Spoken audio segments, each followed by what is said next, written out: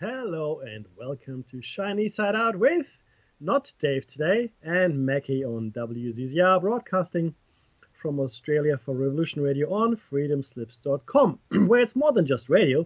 So jump in the chat room if you can. And looks like there's quite a lot going on there today. That's fantastic. This is show number 281. Yeah, it's 180 and 200. We're going to talk about the Black Knight satellite. It's just sufficiently strange for us to include it in our show cycles. So the Black Knight satellite, if you're interested. It's on air, online, and on your smart device. So grab an app to listen anywhere or listen at home on a Grace tabletop digital radio. Now, if you missed any of our shows or any other host shows, you can jump into the Freedom Slips archives, if you like. That costs you $5 a month, and you have access to all of the shows, including Solaris, whom we love. I would like to acknowledge the traditional owners of the land, the Dark and Young, as well as the Daruk people, for Dave and myself. And we like to pay our respects to elders past, present, and future. Now, thank you very much, everybody, for coming on board. And Jerry B in the chat room has just given me the TARDIS, which is fantastic. I, believe it or not, found cufflinks shaped like the TARDIS in a shop in Sydney, and I had to buy them. So now I have TARDIS cufflinks. Can't hide the geek. Actually, never. Not forever, but never. You can never hide the inner geek. Look, there are a few things that happened this week. Most importantly, it seems that North Korea now has ICBM intercontinental ballistic missile capability. That is not good news. But then any ICBM is not good news. They now can, or are alleged to be able to, hit pretty much any city in the continental United States. And if that's true, then they can hit Australia. They can pretty much hit anywhere in Asia and, in fact, anywhere in Europe. So that's not a good thing. We'll see what that means going forward. It says we're moving into a new kind of Cold War, I guess, with North Korea and potentially some other states. But this is certainly an interesting and somewhat worrying development. So it's odd. It's odd that it has progressed this far. I'm surprised, but then again, I guess we need our enemies as much as we need our friends in order for this prison to sustain itself. Yesterday, or last night, I should say, I went to Tyson or Neil deGrasse Tyson's talk in Sydney. My brother got tickets for my birthday, so thank you very much. I appreciate it. And it was interesting. It was very interesting. And I was 2 rows away from the stage, which is fantastic. So you get a close-up experience. You don't have to look at the screen. You're not in the nosebleed section. It's all good. No, it was interesting, and I was a little disappointed, I have to say. I expected a little more, but then my brother quite rightly pointed out, well, you have to look at who this is designed for. I mean, who's the audience, right? So not everybody might have the insight that all of you have, for example, my esteemed listenership. But nonetheless, I thought it could have been more challenging, because the advertising said, be ready to have your mind blown, and so forth. And I thought, oh, that sounds fantastic. I'm always ready to have my mind blown. That's fantastic. Let's see what happens. Unfortunately, though, that did not happen. It's nice to see that he and I, and when I say he and I mean he and all of us, share a few things in common, which is the belief that science should always be moving forward. He very much pointed out quite emphatically, quite passionately, that he doesn't have a firm stance on anything. As a scientist, the world changes all the time. So I think that's awesome. If that's where he's coming from, I think that's brilliant. And he's got some very interesting firm views. There's a couple of things we probably diverged on. One was the available evidence for potential visitations. Now, this is something I need to clarify as well with everybody here. So, do I believe that alien life exists outside of the Earth? Absolutely. And in fact, Neil deGrasse Tyson said the same thing. He said most astrophysicists, once you understand the enormity of the cosmos, have no choice but to say, well, I think there's life out there, right? In fact, most astrophysicists, he said, expect the galaxy or the galaxies to be teeming with life, because in cosmic terms, life started pretty quickly on this planet, and we are made up of the most common ingredients, which is true. It's hydrogen, oxygen, and carbon. So if you look at your periodic table, it's actually, it's hydrogen, helium, oxygen, and carbon. Those are the first four, and then everything else. But those first four elements are, except for helium, which is inert, as we all know, so it doesn't react with other chemical substances. So those three, oxygen, hydrogen, and carbon, are what make up most of life, or all life on Earth, really, pretty much, right? And in fact, so we can assume, following from that it's quite likely that other life has got these three ingredients as well.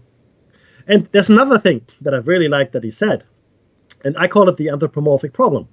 So when we talk about visitations and visitors, and so forth from outer space, he said, well, why do they all look like people, like human beings? Like, they have legs and arms and eyes and fingers.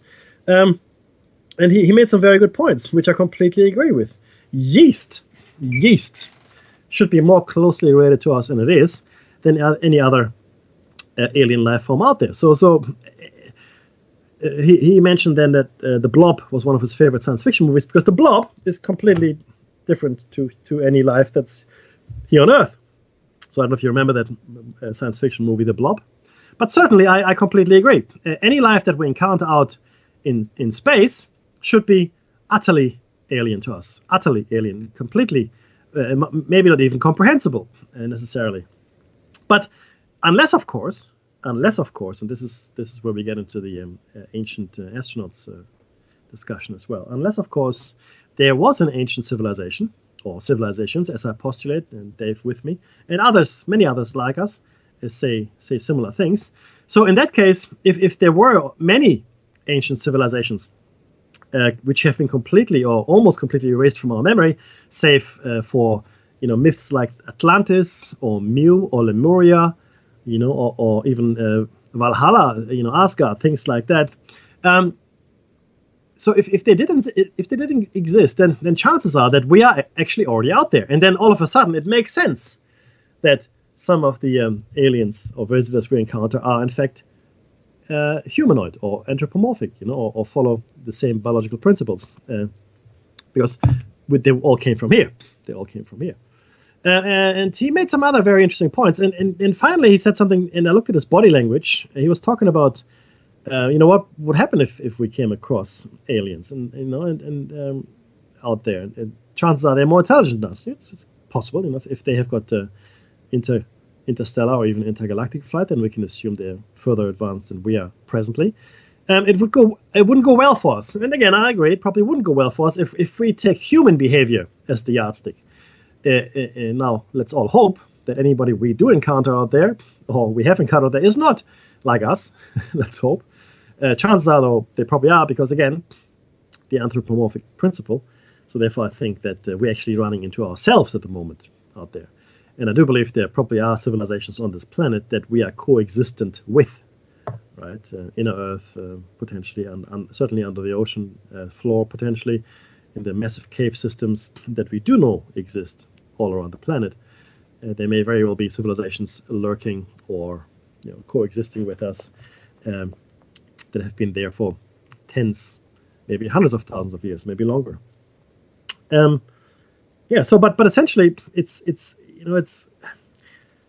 wouldn't be good, because every time we've encountered anyone that was less developed than us, and I'm taking the West here as a scapegoat, but it goes for any civilization really that ever existed. The less developed civilization usually draws the short straw, and they become slaves or are completely extinguished. Certainly, they're not the winners. So that wouldn't end well for us. Now, then he said something, though, that, well, maybe we've already met them. And his body language at that point was interesting. Maybe we already are in a cage, and maybe this is it. Maybe this is a zoo. And then he drew the parallel to zoos that we have. Does a platypus know it's in a zoo? Well, it probably knows it's confined, right, somewhere.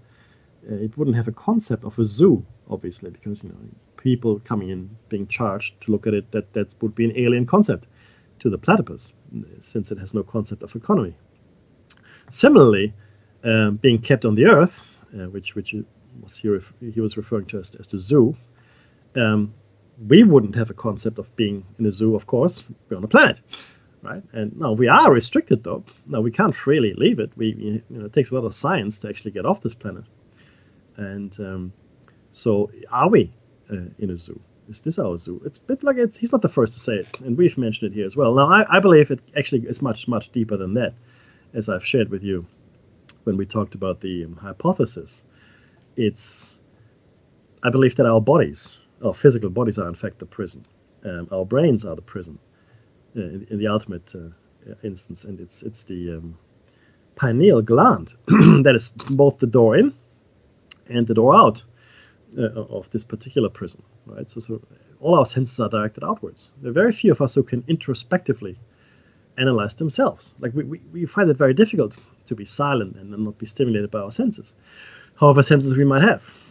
Yeah. So it is very hard to meditate and focus and live in the moment, which is really what you need to do, in my opinion, if you want to activate your pineal gland and escape this particular prison. That's our interpretation, of course, right? And everything else is just what it is. I mean, I don't doubt that this reality is real.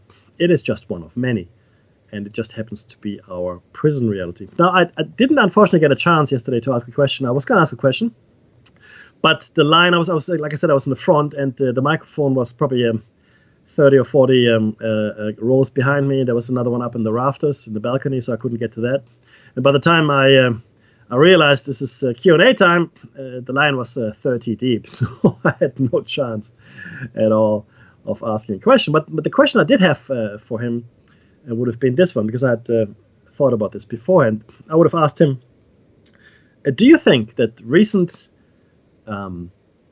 advances in understanding of quantum decoherence postulate or necessitate an observer for this reality to exist?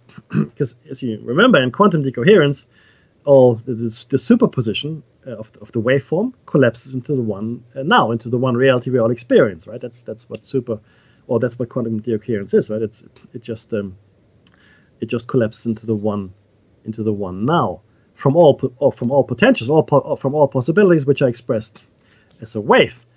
But it only collapses if it's measured, as we've seen with the double slit, for example, right? So does that mean then, I wanted to know from him, that the observer is necessary for this reality to exist? Because if there wasn't an observer, then there wouldn't be quantum decoherence, right? In my mind, anyway. So I'm happy to debate if anybody feels differently about that. But I wanted to ask that question clearly. I didn't get the chance, and I don't know if I will have the chance. I would love to. I mean, if anybody out there knows Neil deGrasse Tyson Neil deGrasse, then please ask him that question. I will post it on Facebook because I'd like to know what he thinks about it. He was somewhat dismissive of the experiences, because there's a couple of people asked questions around aliens. Does he think they're here and this and that? And he said, "Oh, look, the evidence is not conclusive, and the evidence is not convincing to him." Which, that's his opinion. That's okay. And he said that, because the evidence is not convincing, it would lead to, I guess, conspiracy theories. In order to convince people that there in fact is something out there, you need to have a conspiracy of silence, for example. So let's say aliens are here, he says, but none of us know about it because the government is keeping it a secret. So that's clearly that's maybe true. I don't know. But then again, you need to think a bit bigger than that as well. If there were visitors, which are completely alien to this planet, let's say, coming here, then we would need to probably understand as well that their technology is so far beyond ours that if they didn't want to be seen, they wouldn't. And it would only be accidents It would only be accidents which would make them visible to us. I don't think anybody's accident-proof. I think things can go wrong. It's an imperfect universe, right? So spaceships could crash, in my opinion, for whatever reason. Okay. Not only that, though, maybe they're not from other planets. Maybe they're interdimensional travelers. Maybe they are time travelers. Maybe they're travelers from the inner Earth, the bottom of the ocean, from the moon, from Mars. I don't know, right? I don't know. I am leaning toward, though, the fact that something is going on and someone is here with us. I don't think that is open for debate. I think that is fairly clear, especially if you go back through history as well and look at ancient texts, right? Now, I'm not saying that it would have, taken aliens or alien astronauts or alien visitors to help us build the monuments that we have, like the pyramids or similar things, or even the platform for the temple of Jupiter in Baalbek, right? We're talking like these, about the 3 1,000-ton blocks, 1,000-ton blocks. You gotta really appreciate just how big that is and how heavy, right, and how unwieldy.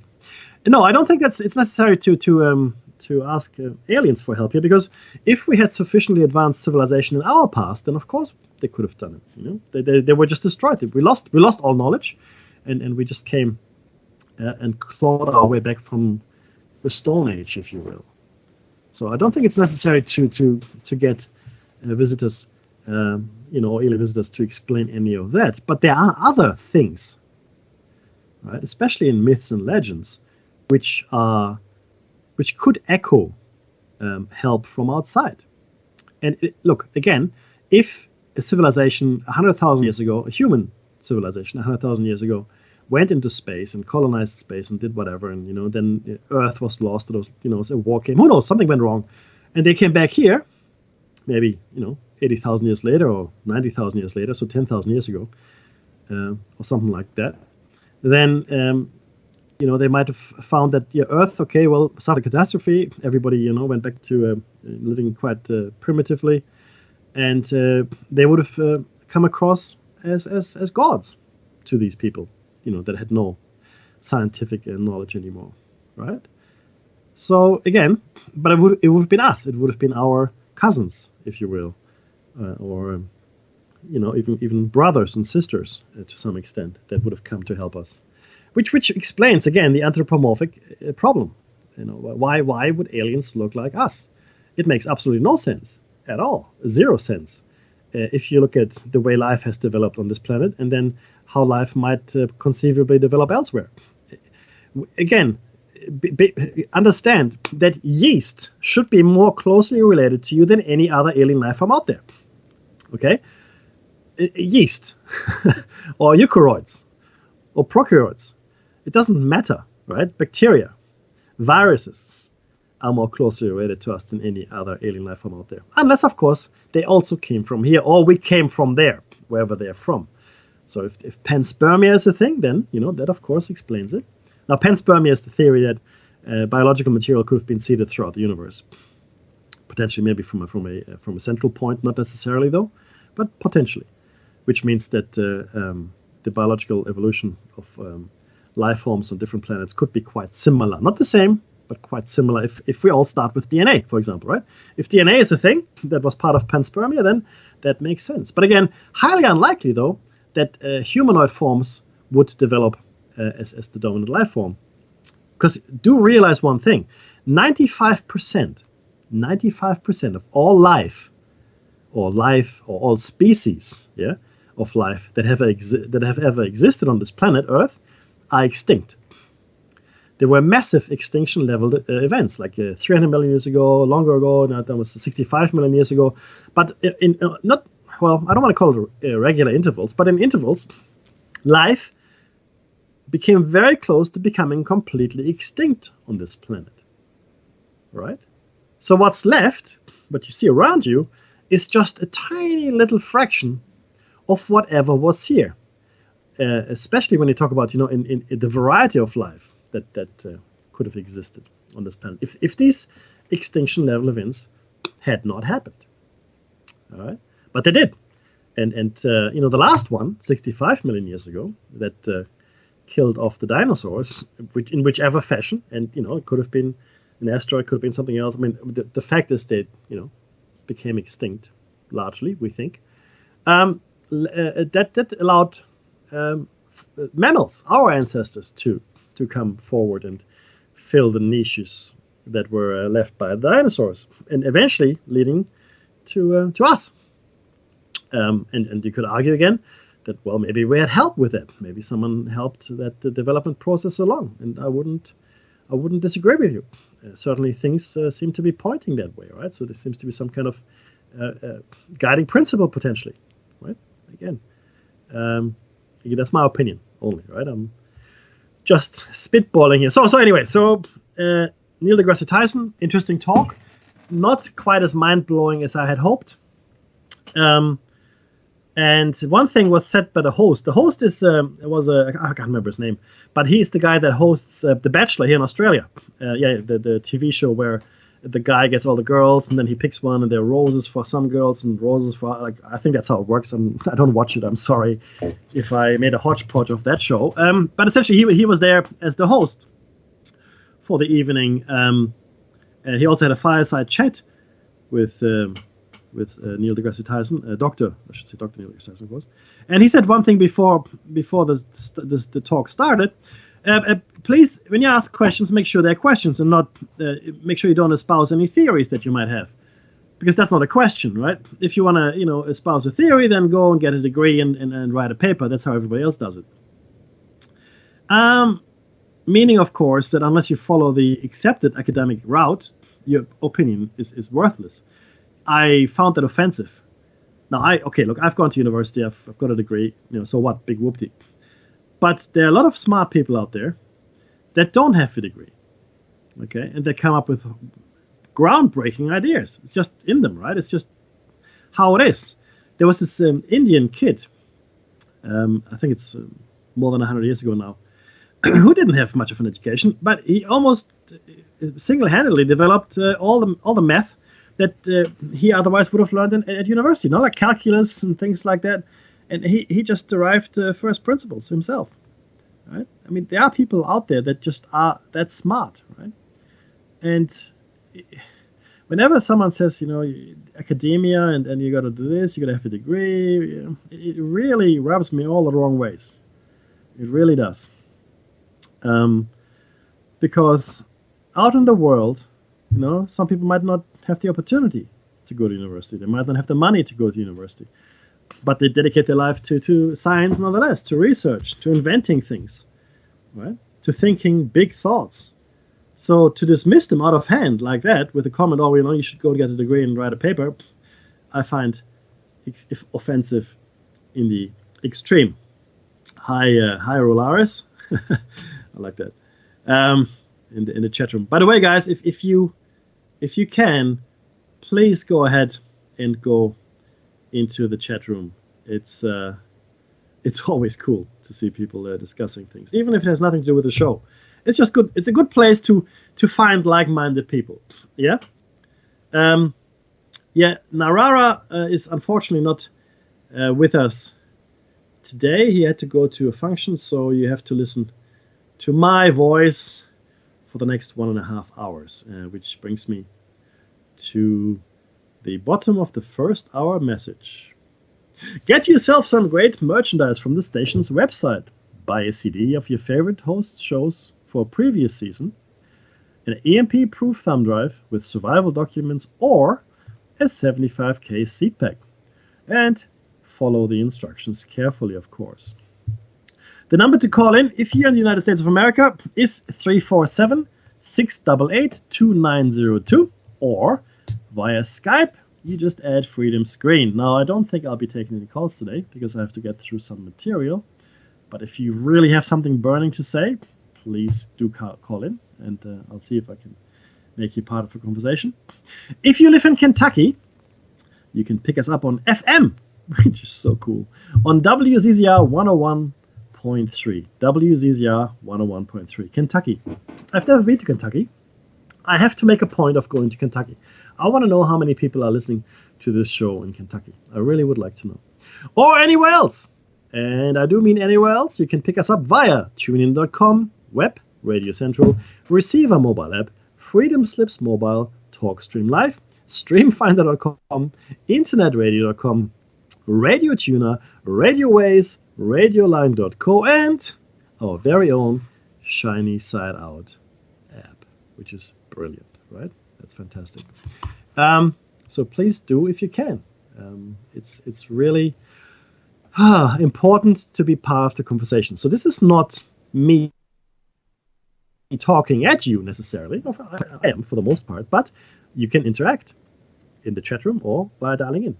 So you can not just interact with me though. You can interact with like-minded people that are listening at this hour. In America, I think it's an ungodly hour, right? For me, it is 4:30 p.m. Sunday afternoon. So I'm living in most of yours future. The future is great, by the way. You'll see when you catch up with me. It's fantastic. But no, it's great to interact, and this is really the change that we have seen as well. And we have come into an interactive media age. You're no longer just consumers, right? You're no longer just people being broadcast at, right? You now have the opportunity to add to the conversation, to become part of the discussion, to interact and vote with by 2:30 a.m. Sunday. Yeah. Thanks, Mike. Eastern Standard Time. Yeah, that's pretty early.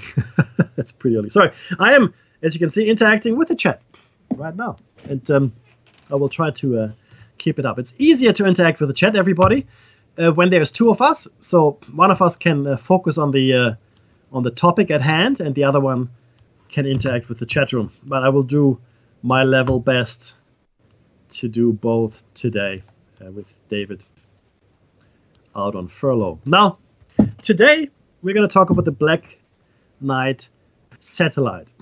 Interesting story.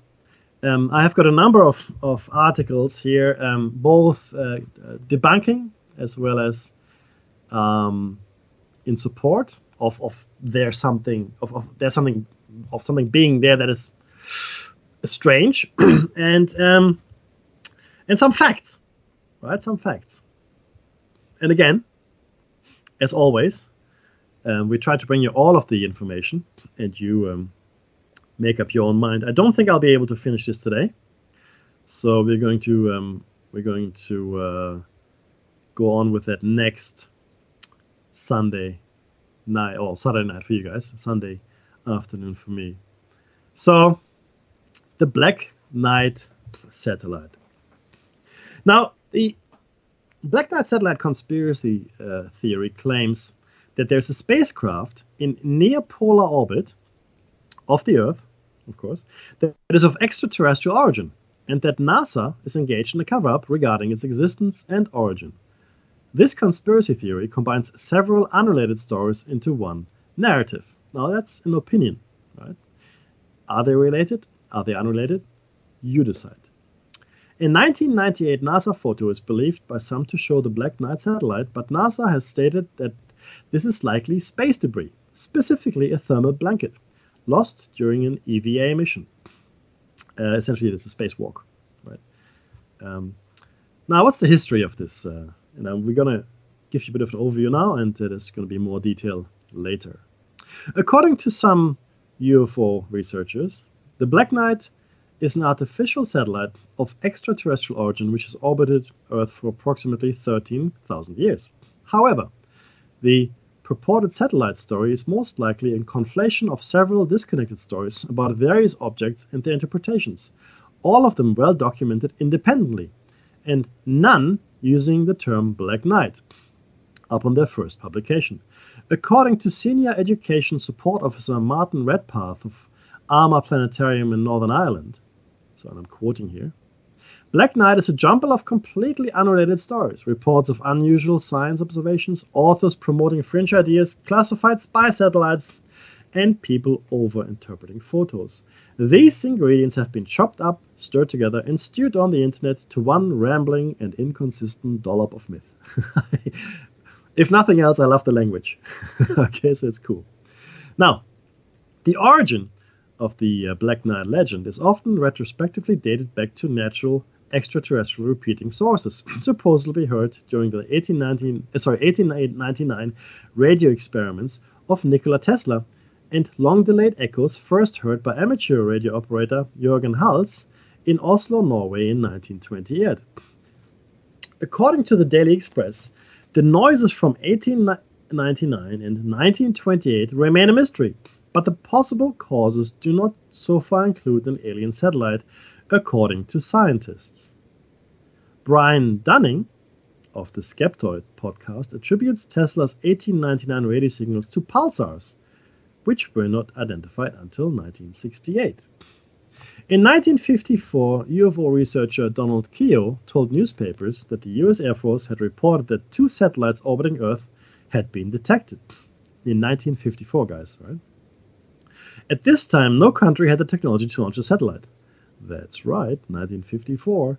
Skeptics have noted that Keough had been promoting a UFO book at the time, and the news stories were likely written tongue-in-cheek and not intended to be taken seriously. Now that's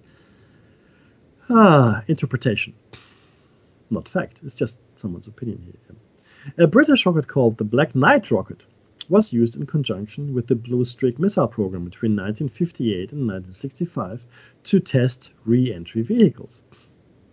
A Black Knight satellite launcher project announced in 1964 was considered a priority by the Ministry of Aviation. The program never put anything in orbit, though, and it's unrelated to the Black Knight satellite legend. So there was a Black Knight satellite program, but it is really nothing to do with what we're talking about right now. In February 1960, Time reported that the US Navy had detected a dark object thought to be a Soviet spy satellite in orbit. However, a follow-up article confirmed that the object was the remains of an Air Force Discoverer 8 satellite that had gone astray.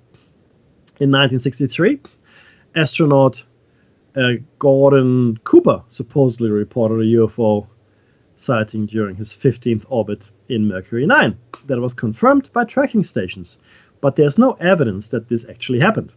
Well, okay. Neither NASA's mission transcripts nor Cooper's personal copies show any such report being made during the orbit. Now, that report had to come from somewhere, right? Anyway, is what it is. And, oh, not my brother has joined the chat room, I think. Or gone again? No, he's gone. He was there for a little while. Not Maggie's brother. Well, maybe you can come back if you like. In 1973, Scottish author Duncan Lunan analyzed the long-delayed radio echoes received by Hals and others and speculated that it could possibly originate from a 13,000-year-old alien probe located in an orbit around the Earth's moon. He suggested that the probe may have originated from a planet located in the solar system of star Epsilon Boötis. Lunan later retracted his conclusion, admitting that he had made outright errors and that his methods had been unscientific. An object photographed in 1998 during the STS-88 mission has been widely claimed to be the Black Knight satellite.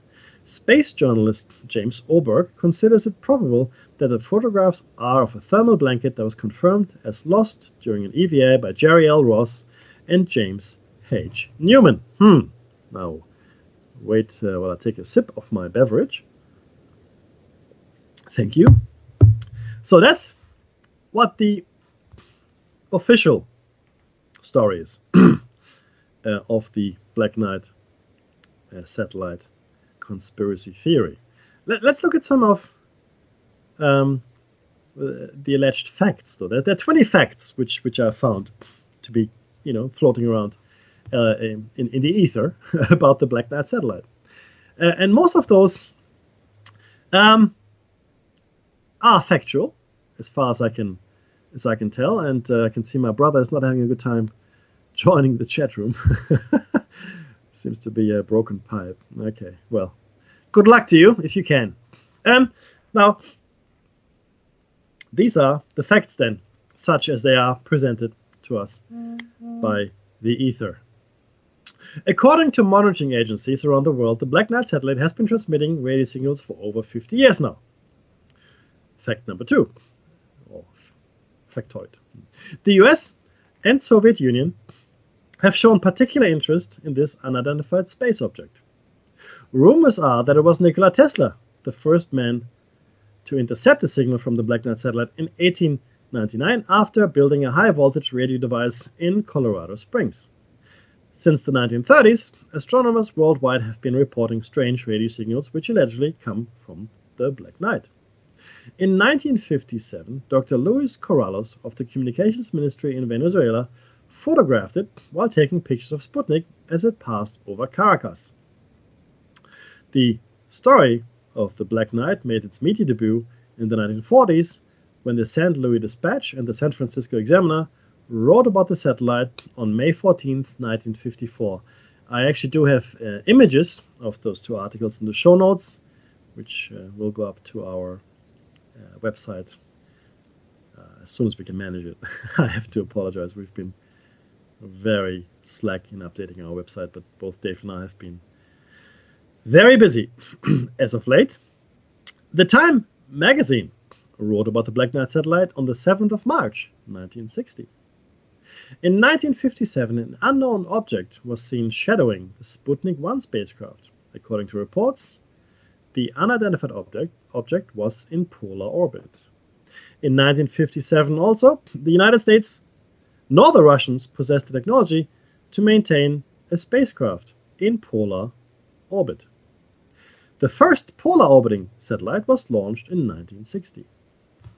Polar orbits are often used for Earth mapping, Earth observation, capturing the Earth as time passes from one point, and reconnaissance satellites. This would put the Black Knight in the category of an observational satellite, the polar orbit. In the 1960s, the Black Knight satellite was located once again in polar orbit. Astronomers and scientists calculated the object's weight to be over 10 tons, which would be, at that time, the heaviest artificial satellite to orbit our planet. The Black Knight's orbit was unlike any other object, natural, orbiting Earth. The Grumman Aircraft Corporation gave much importance to this mysterious satellite. On September 3, 1960, 7 months after the satellite was first detected by radar, a tracking camera at Grumman Aircraft Corporation's Long Island factory took a photograph of the Black Knight satellite. The Grumman Aircraft Corporation formed a committee to study the data received from the observations, but nothing, zero, was made public, none of the findings. In 1963, Gordon Cooper was launched into space.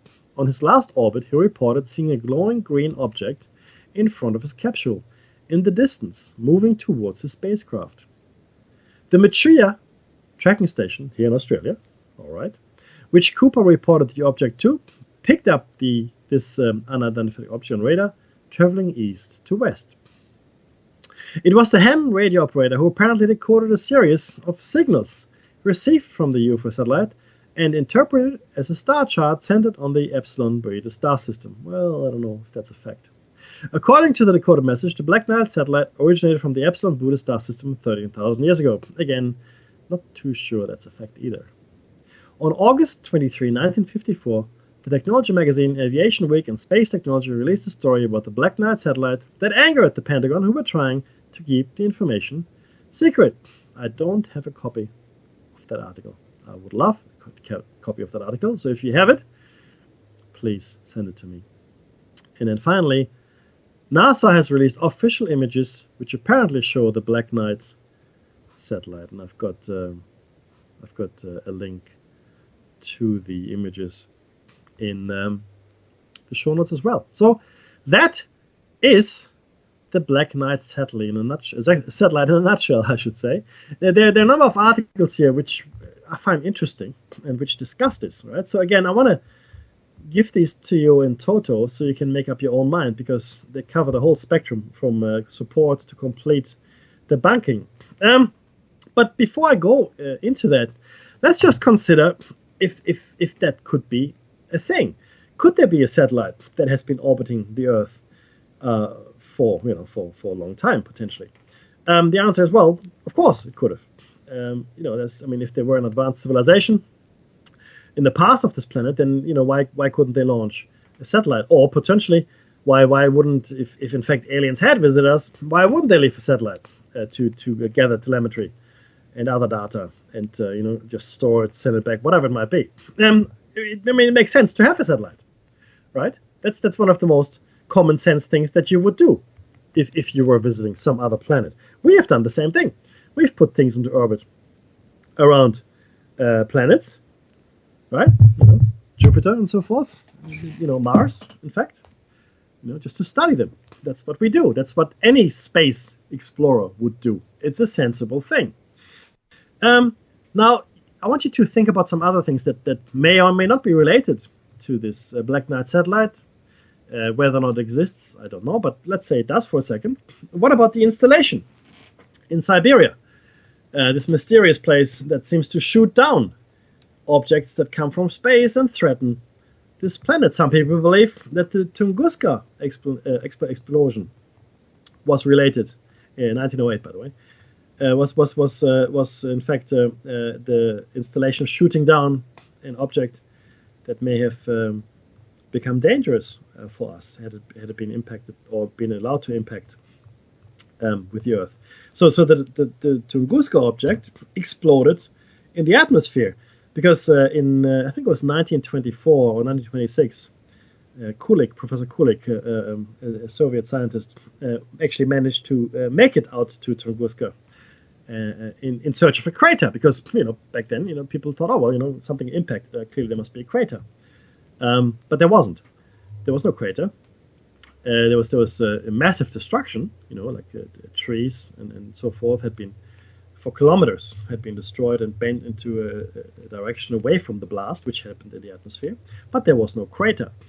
They found a lot of material, like tiny little pebbles, if you will, in the Earth that would indicate something had exploded above the Earth and then lodged all of these things in the Earth. So is it possible that the Black Knight satellite and the installation are working together? I don't know. But both are equally mysterious, and people are always ready to debunk either.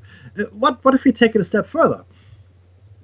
What if there's a whole bunch of ancient tech on this planet, still active more or less, and some of it malfunctioning even? Okay, this is tinfoil hats on. Okay, everybody, strap on your tinfoil hats, guys. Shiny side up, because Mackie is going into extremely speculative territory here. If as if that were possible. What if the places like the Bermuda Triangle or the Devil's Triangle in the South China Sea are places where ancient tech is malfunctioning? Right? I mean, what if there is devices or installations that over time have become faulty and only function partially as they should or had in the past? Is that a possibility? Well, if you accept that it is possible that ancient civilizations had a level of technology higher than ours, right, or equal, then the answer has to be yes. Yes, it's absolutely possible that there are installations on this planet, on the moon, on other planets that are still operational, or not, as the case may be, or malfunctioning, for that matter. It would explain a few things. Mysterious, rifts in time and space, sightings that people have, even to some extent, ghosts could be explained by some of that. Especially if we're talking about technology that is well beyond our level of understanding, which could potentially open portals into the past or the future. Who knows, right? So there's more to it than just the Black Knight satellite. Now, again, I'm not saying it is there, it is not there. What I'm saying is this is what people think. So, to go back to the discussion of the Black Knight satellite itself, this article was written by David Van Allen, and I'm trying to give you guys the latest information on this, February 17, 2017. And this is the article.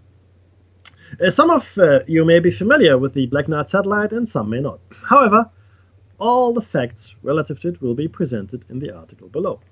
The Black Knight is much more than just some urban legend. It's an artificial satellite which can be seen on NASA's official site. It's often categorized as space junk, but its origins have remained a puzzle for astronomers to date. the world first heard of the Black Knight in 1954, 3 years before Russia launched the Earth's first satellite, Sputnik 1. On Friday, May 14, 1954, a number of newspapers reported of a retired Marine Corps Major Donald E. Keogh, who stated that 1 or 2 artificial satellites were orbiting the Earth. The Major also stated that efforts were being made by U.S. government scientists at White Sands, Nevada? Is that? No, I don't know. NM. What state is that? Minnesota? I have no idea. To locate them and determine their origin.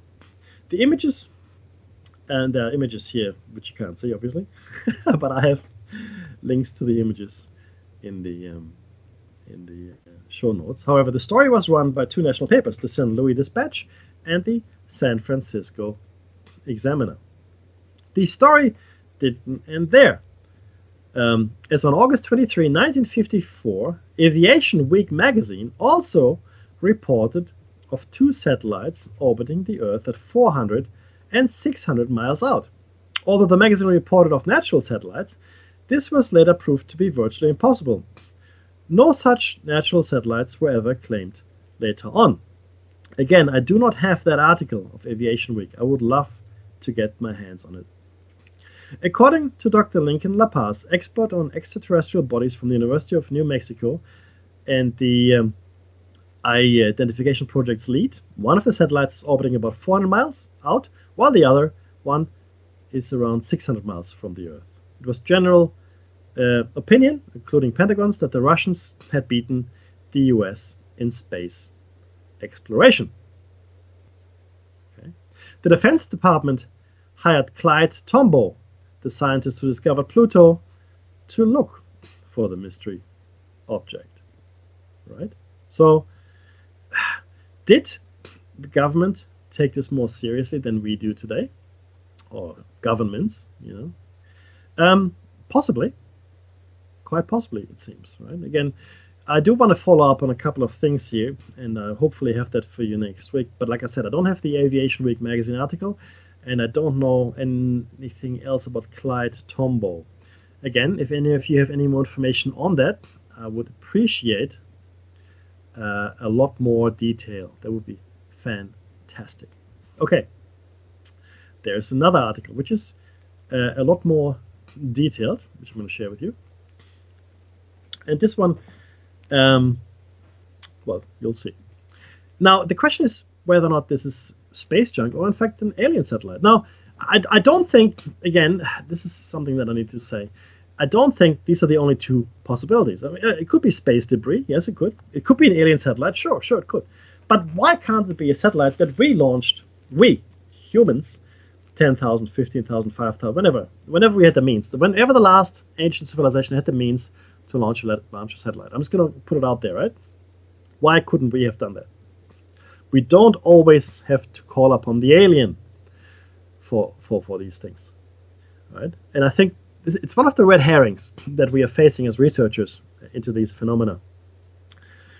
There seems to be this mindset that everybody is very much against us looking at humans or human-like creatures or whatever came before us to have established civilizations much more advanced than the one we have right now on this planet in vast distances in the past. Like 100,000 years ago, 50,000 years ago, 15,000 years ago, whatever it might be, maybe even millions of years ago. And I don't understand that. I don't get it.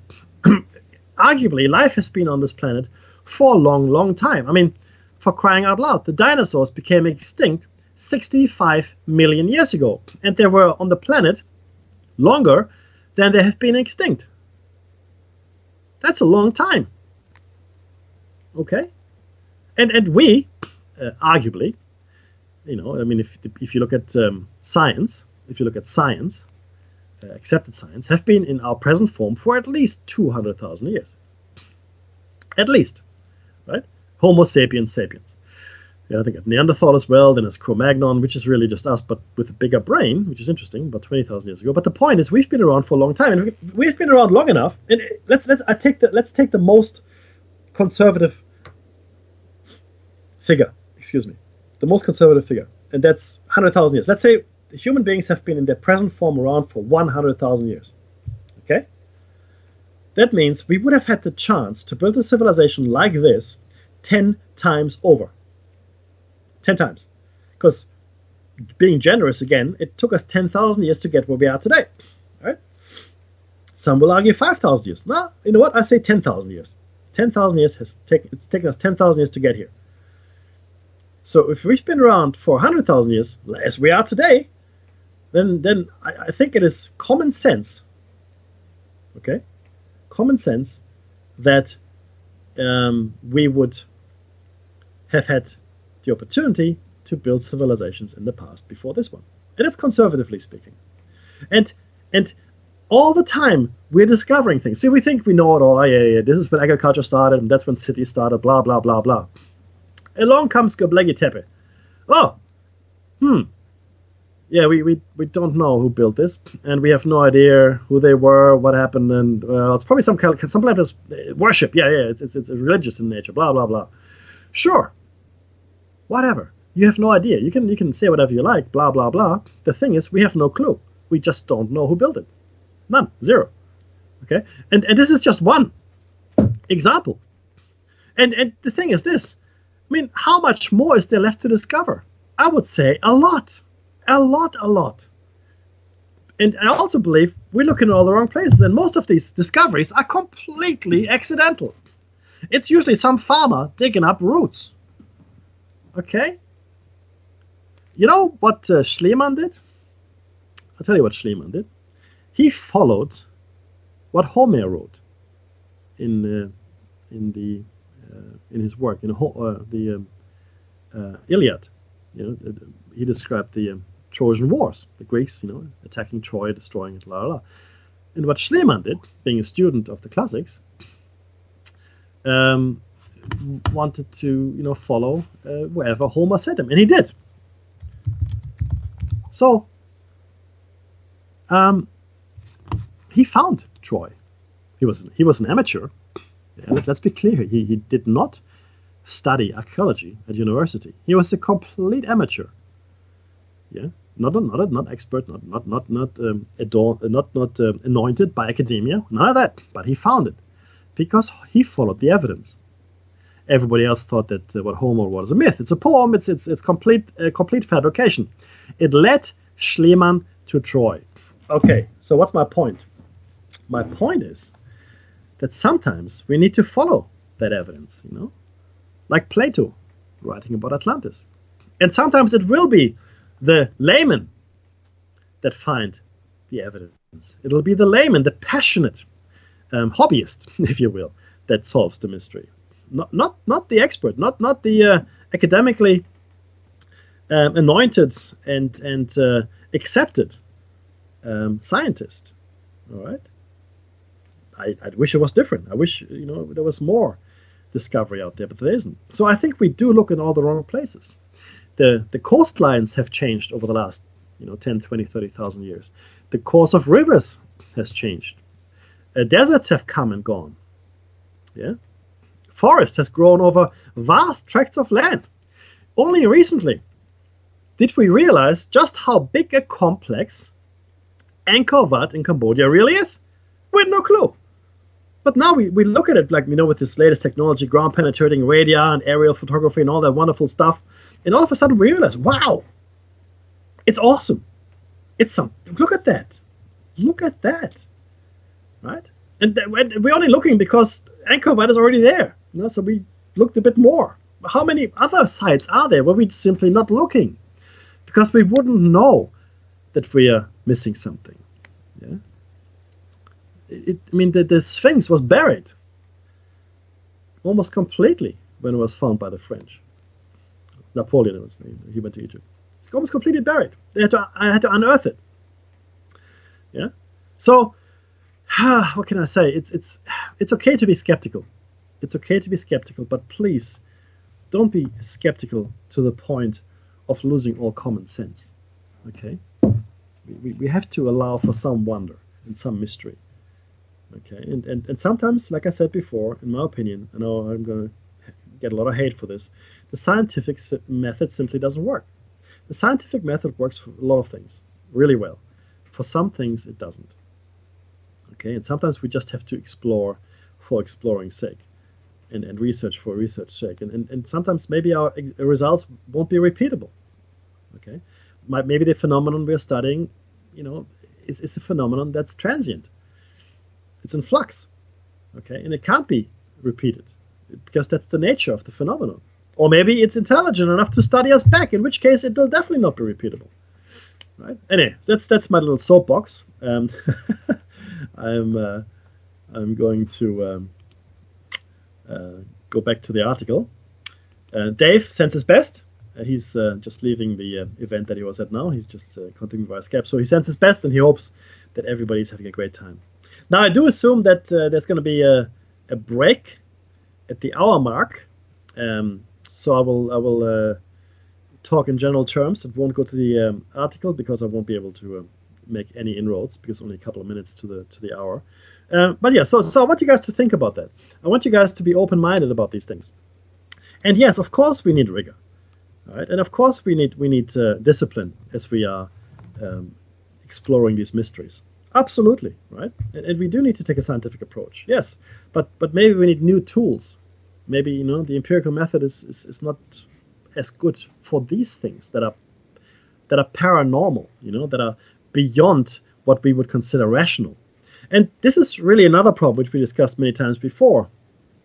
We have divorced the spiritual from the physical, and we did this about I want to say about 200 years ago. And René Descartes is to be blamed. Not that he wanted to do that; it just happened that way. And we in the East they don't do that. Only we in the West have done it that way. And it's a mistake, I think, because you can't understand one without the other. It's like trying to understand donuts without sugar, right? There's no such thing as a donut without sugar. It's not a donut, right? But we've separated. There's the music. Please don't go away, guys. Donate if you can. Listen to Supporter Radio, and I'll see you after the break. Thank you for listening.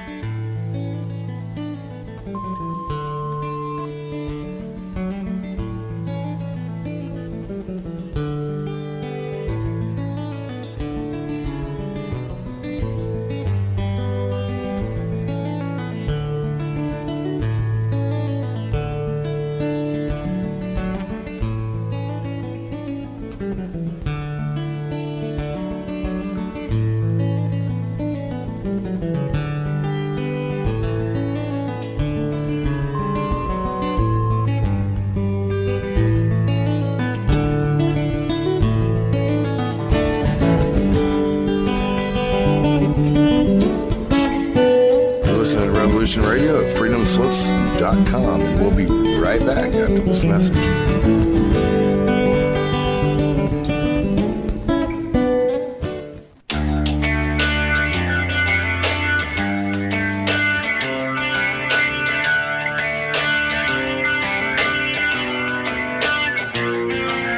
This is Thomas, a.k.a. a Mad Painter. I'd like you to join me Monday nights, 10 p.m. Eastern Standard Time for Open Canvas. Don't forget to bring an open mind. Yes, folks, that's right. Bring an open mind to an open canvas. Again, that is Monday nights, 10 p.m. Eastern. UFOs to government corruption. This is Revolution Radio, freedomslips.com. You don't need to expect us. We're already here. There is no denying the world is awakening. We see it in the global uprisings and demonstrations of the people around the planet and the new way of thinking and living that is arising naturally within each one of us and our communities. I have been a major player in this global shift and movement for over 20 years and have helped tens of thousands of people around the world change their lives and find their voice in order to help create the paradigm change we so desperately need. Join me here at Revolution Radio on the Just Bernard Show every Tuesday at noon Eastern Time for 2 hours of powerful interviews and discussion with some of the most influential visionaries of consciousness, alternative media, and suppressed knowledge. We promise to reveal the real matrix and empower your human experience.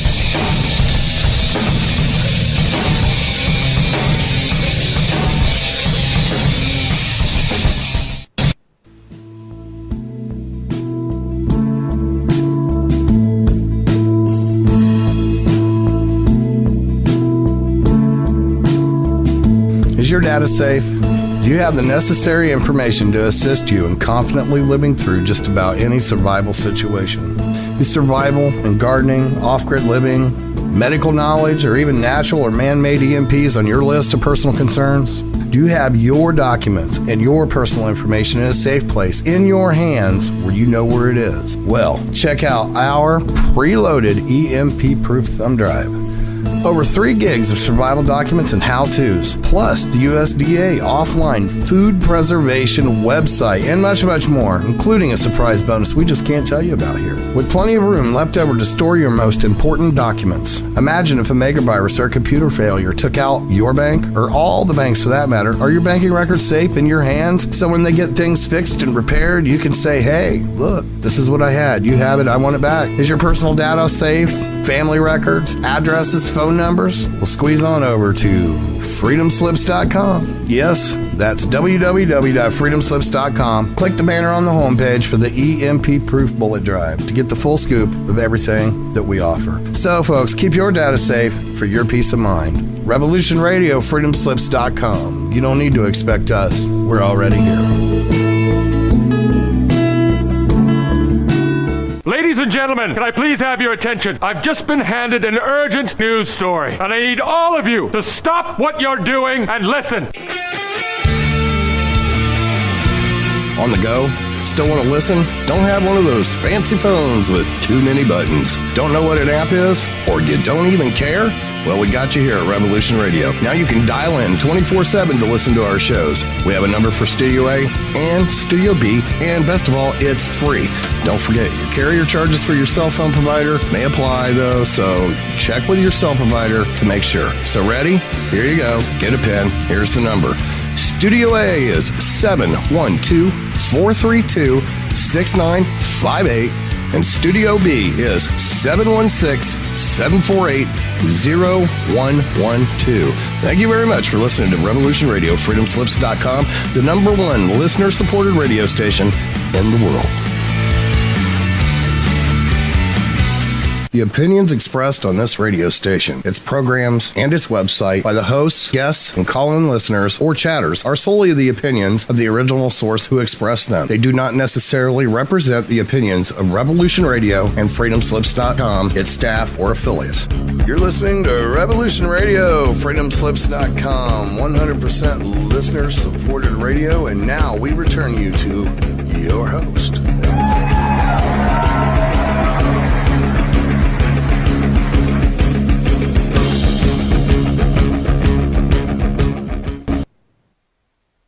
And you're back with Dave and Mackie's Shiny Side Out. And we're talking about the Black Knight Satellite on show number 281, 180, and 200. Black Knight Satellite, 281 shows. Again, that's a lot, right?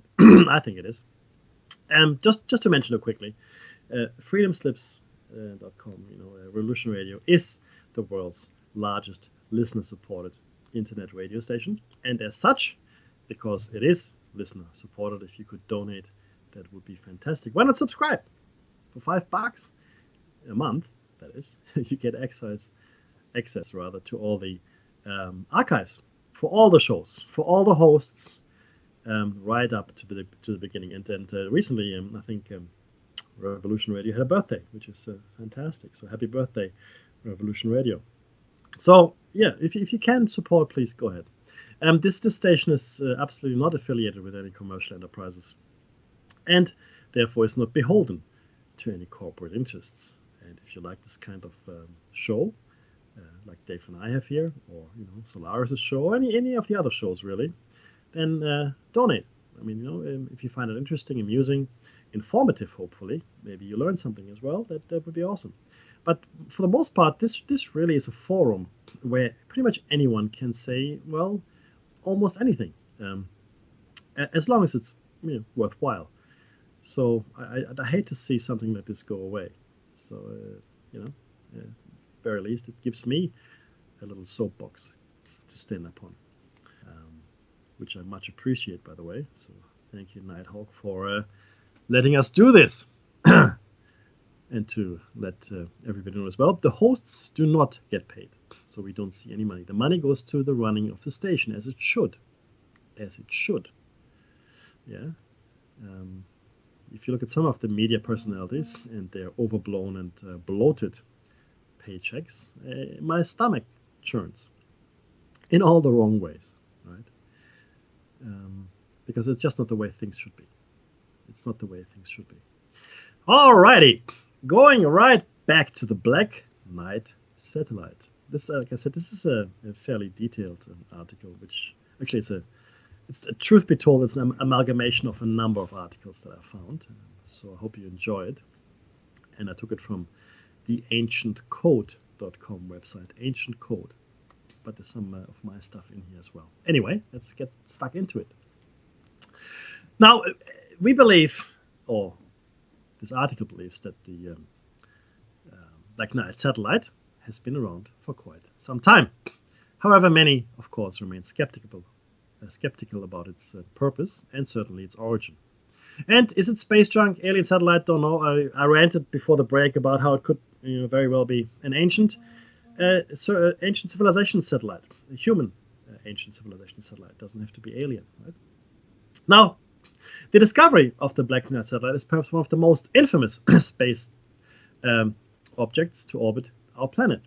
This artificial satellite has caused major media interest since the late 50s, and it has become one of the most talked about objects in space. First thought to be a Russian spy satellite, the Black Knight has gripped the interest of millions worldwide. I think that's a fair statement. According to monitoring agencies around the world, the Black Knight has been transmitting radio signals for over 50 years now. The US and the Soviet Union have shown particular interest in this unidentified space object. Since its discovery, this satellite has interested countries such as Sweden and enthusiasts worldwide.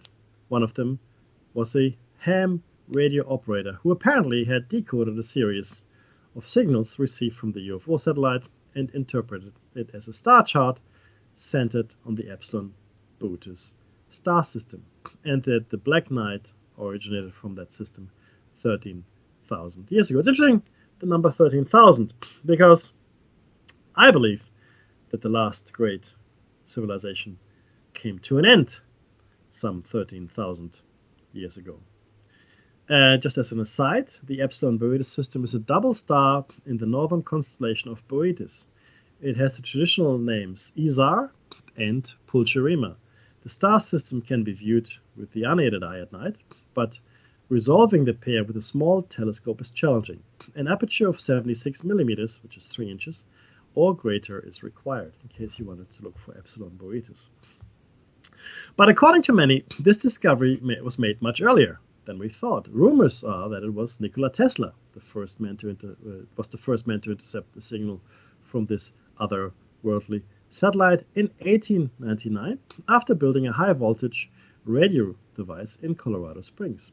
After Tesla's discovery in the next 30 to 50 years, the signal was being intercepted more frequently until it was apparently decoded. Since the 1930s, astronomers worldwide have been reporting strange radio signals which allegedly come from the Black Knight. Now, bear in mind, though, again, they may very well be pulsar signals. Okay, just saying, could be. In 1957, Dr. Luis Carollos of the Communications Ministry in Venezuela photographed it while taking pictures of Sputnik 2 as it passed over Caracas. The strange thing was that, unlike the Sputnik 1 and 2, the Black Knight satellite orbited Earth from east to west. Sputnik was orbited east using Earth's edge to maintain orbit.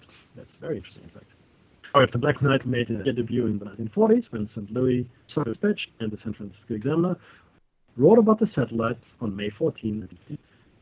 The Time magazine also wrote about it on the 7th of March 1960. And here's what they said about it.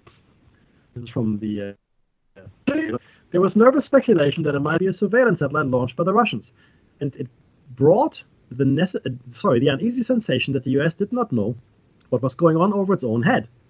But last week, the Department of Defense proudly announced that the satellite had been identified. It was a space derelict, the remains of an Air Force Discoverer satellite that had gone astray. And then you can read the complete story on the Time magazine website. Now, possible, Who knows? On August 23, 1954, the technology magazine Aviation Week and Space Technology released a story that angered the Pentagon, who were trying to keep the information secret. The short article stated the following, and I'm quoting: Pentagon's scare over the observance of two previously unobserved satellites orbiting the Earth has dissipated with the identification of the object as natural, not artificial satellites. Dr. Lincoln La Paz, expert on extraterrestrial bodies from the University of New Mexico, headed the identification project. One satellite is orbiting about 400 miles out, while the other track is 600 miles from the Earth. Pentagon thought momentarily the Russians had beaten the US to space exploration.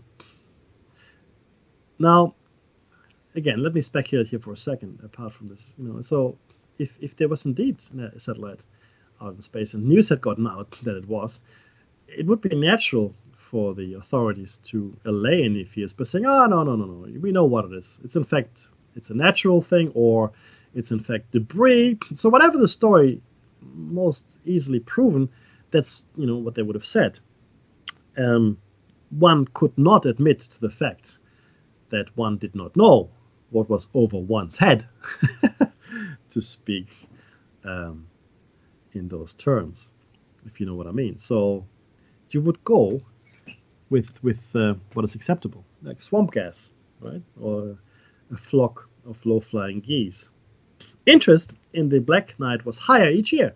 In 1957, an unknown object was seen shadowing the Sputnik 1 spacecraft. According to reports, the unidentified object was in polar orbit. At that time, the United States nor the Russians possessed the technology to maintain a spacecraft in polar orbit. According to research, the first polar orbiting satellite was launched in 1960, 3 years hence. Polar orbits are often used for Earth mapping, Earth observation, capturing the Earth as time passes from one point, and reconnaissance satellites. Therefore, as we said earlier, this would put the Black Knight into the category of an observational satellite. The object continued to interest astronomers worldwide. In the 1960s, the Black Knight was located once again in polar orbit. Astronomers and scientists calculated the object's weight to be over 10 tons, which would make it the heaviest object to orbit our planet at that time. Okay. And it was unlike any other object orbiting the Earth, as it was moving twice as fast when compared to any other man-made spacecraft. There are also several reports that Grumman Aircraft Corporation gave much importance to this mysterious satellite, as we said earlier. On September 3, 1960, 7 months after the satellite was first detected by radar, a tracking camera at Grumman Aircraft Corporation's Long Island factory took a photograph of the Black Knight. At that point, people all over the world started identifying the object in the sky, which could be seen as a red light moving at higher speed compared to other satellites in an east to west orbit. The Grumman Aircraft Corporation formed a committee to study the data received from the observation, but as we have stated earlier, nothing was made public. Now, this is one of those things where you have to ask yourself, if there was indeed nothing odd, just say that. Why not just say that? Like, oh yeah, the Black Knight satellite is space, or is this piece of space junk, or it's a natural thing, or whatever it might be. It doesn't really matter. But if there was, why the silence is my question, right? If it doesn't matter, if it is nothing to worry about, in fact, it would be good to say that, because it would divert people's attention away from it. You should say that, oh no, you know what? There's actually nothing here, nothing to see. It is just whatever, blah. It's blah. But, don't worry about it. We all know what blah is, and blah is not interesting. That's not what happened. They just didn't say anything at all. So that to me is odd. And that is, to me, also the main reason why I have included it here in our show. Because this silence makes absolutely no sense. It reminds me of another silence at the Groom Lake facility, which some people like to refer to as Area 51. Now, nobody disputes that this area exists. It is a skunk works. It is where advanced aircraft are being tested, under under secrecy and so forth. And that's all goodness. But people were dying that worked there. So people were actually dying, and I've seen excerpts of the court cases, and I've seen people speak about it. But when they formed, I guess, not really a suit, but certainly they banded together to force the facility to tell them what they were dying from. The judge, the court, ruled that they couldn't. Now they had to pay for all the medical expenses and all that, but the facility was not obliged to tell the people what they were dying from. It was in the interest of national security. That's astounding. And again, if you don't have to take my word for it, go find it for yourself, find the research. So this is another silence. Well, okay, you're all dying. Sorry, but we can't tell you what you're dying from, which makes a treatment quite difficult. If you don't know what the cause for your ailment is. It looked a bit like radiation poisoning to some people, but not quite. So, but do yourself a favor and have a look at the evidence. It's very interesting. Again, it's another silence, right? Which, whenever there's a silence like that, so you have to ask, well, why can't we tell the people what killed them? Why? What? Right? I mean, if it's blah, well, we know blah. Well, that blah will kill you. Yeah? And if they're working with plutonium, well, yeah, well, that'll kill you. Marie Curie died of radiation poisoning, accidentally discovering radioactivity. She had no clue what it was, and it eventually killed her. But yeah, we know what happened. Radiation, right? It killed her. Why can't we tell these people, these poor unfortunate souls at the Groom Lake facility, what kills them? I don't know. Again, whenever there's silence like this, I am highly suspicious. In 1963, going back to the article, Gordon Cooper was launched into space. On his final orbit, again, this is the controversial statement of which there seems to be no corroborating proof. On his final orbit, he reported seeing a glowing green object in front of his capsule, in the distance moving towards the spacecraft. Again, Mochia tracking station also picked up the unidentified object on the radar traveling east to west. NBC reported this, but after Cooper had returned to Earth, the reporters were not allowed to ask Cooper about the unidentified objects. Okay? The reporters were not allowed to ask Cooper about that. So it was denial. The official explanation given to Cooper's sighting were high levels of carbon dioxide, which caused hallucinations. You know what that reminds me of? It reminds me of Admiral Byrd when he came back from the South Pole. And he was put into a mental institution for a month or so in Argentina. What did he want to tell us, is my question. So, look, is it impossible that he was hallucinating? No. But if there were levels of carbon dioxide high enough to cause hallucination, that should have been detected by the instruments. And that would have been a major concern, because guess what? If you're hallucinating, how can you competently pilot a spacecraft, let alone make re-entry? That's just my opinion. Right? So, so Cooper was not allowed to be interviewed by NBC, and Cooper was hallucinating due to high levels of carbon dioxide. Now, so the Mochia tracking station in Australia must also have been hallucinating, because we all know there are very high levels of carbon dioxide in Australia. So that's something that's happening all the time. They hallucinate much. Of course, any corroborating evidence would have been extinguished in order to fall in line with the official story of hallucinations. Oh, you tracked something, did you? Yeah, no, you didn't. Oh, but no, no, you didn't. You really did not. Oh, but no. Oh, I see. Yes, you see now. And back then, not very many people were involved in the actual tracking of these things. It's a handful of people that would have been actually physically present. Anyway, let's move on. And again, this is why we're talking about this, because there are these inconsistencies in the story. The Black Knight has been a topic of interest all around the world. Until today, in fact, most of the official information on the mysterious object is kept safe and very much away from us. Society, that is. No one has answered some of the most simple and logical questions to ask. I mean, who placed that satellite in polar orbit, right? That, I think that's a fair question. And what did we track there? I mean, is this something that was tracked? And this carbon dioxide hallucination, isn't that really, a concern of worry? I mean, it should really worry you a lot. But again, it is just strange. Okay, just very strange. Okay, the next thing I'm going to share with you guys is a skeptical view, and that's fair enough too, because we need to get the whole picture. And let's get right into it. Again, form your own view. There are around 3,000 today. There are around 3,000 human-made satellites in working order around the Earth. However, if the debris of old and damaged satellites are taken into account, the number increases dramatically. There's a lot of space junk out there. I mean, a lot. I mean, we are litterers at the best of times, meaning we litter wherever we go. Have you been to a picnic? To a picnic place in the forest or in a national park? We do litter a lot. There might be bins there, but we find it easy just to leave it there, to chuck it in the bushes. I don't know what's wrong with us. I really don't. But that's just who we are as people. Anyway.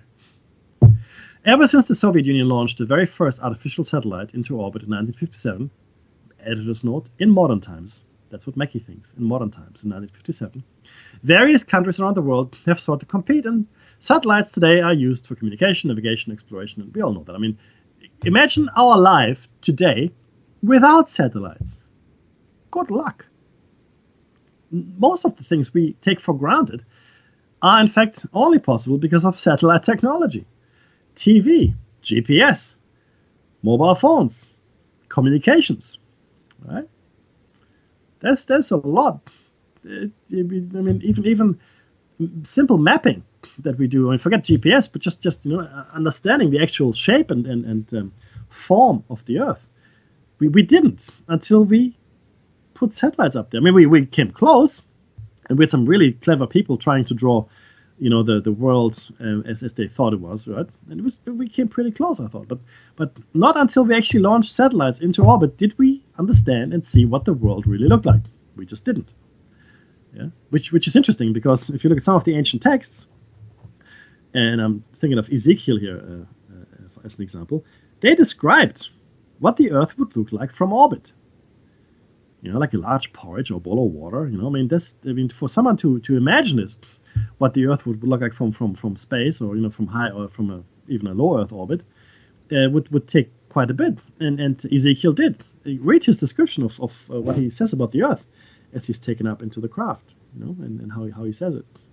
Not just him, there are other sources as well. So that can we therefore assume that these people were taken up into a low or high Earth orbit, maybe even leaving the Earth's gravity field altogether? Maybe yes, maybe not. I don't know. I'm just putting it out there. Anyway. Now, satellites are often visible passing overhead as the sun reflects back towards the Earth, and one of them is impossible to miss. The largest satellite currently in orbit, which is the International Space Station, at a huge 100 meters across. That's actually pretty big, 100 meters across, right? And we put it there. We did that. People working together can do amazing things, right? However, these satellites are relatively unexciting in comparison to the mystery surrounding one allegedly very old dark satellite.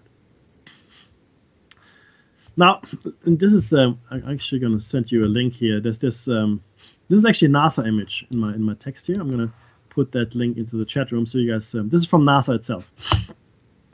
Here we go. If you guys want to have a look at it in the chat room, that's the photo of the Black Knight satellite taken from STS-88.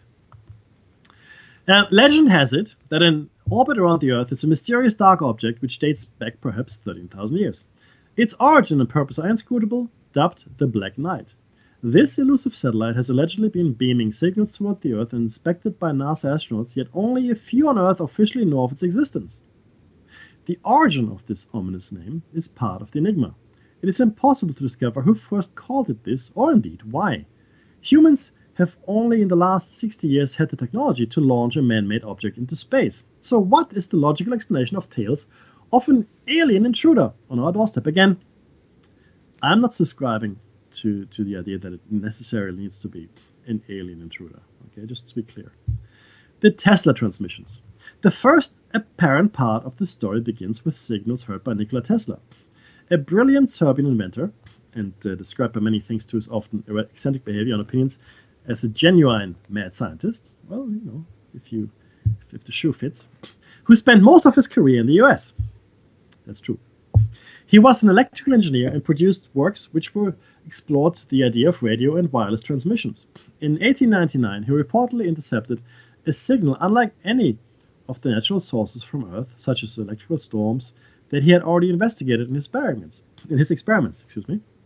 Instead, he announced that regular signals must be coming from an intelligent outside source, potentially inhabitants of Mars. Tesla never claimed to have heard signals from a satellite orbiting Earth. Today, there are those who say he was listening to a transmission from an orbiting satellite of unknown origin, later called by some the Black Knight. So that's the entire story there. It is slightly more likely, though still very far from probable, that what Tesla detected was not an orbiting satellite, but instead signals from natural objects. Today, we know some natural extraterrestrial repeating sources, such as pulsars. These are fast-spinning neutron stars which emit a rhythmic signal. Okay. They were first discovered in 1967 by Northern Irish astrophysicist Jocelyn Bell Burnell, and I think he's still with us. Until certain of their origin, they were jokingly nicknamed the Little Green Men signals. Tesla was not hearing the signals from pulsars, though, and was completely unaware of the nature of what he had really detected, if indeed he had picked up anything at all. Tesla apparently never tried to repeat his observation, claiming that other matters took priority, an astonishingly casual response to so significant a claim. Okay, so let's look at that for a second. Tesla, by any account, a genius of staggering proportions, probably had more important things to worry about than picking up a signal coming from outer space. Okay, and I need you to see this in the context of his work. A lot of what he has done, a lot of the patents that he had registered are still under lock and key by the United States government.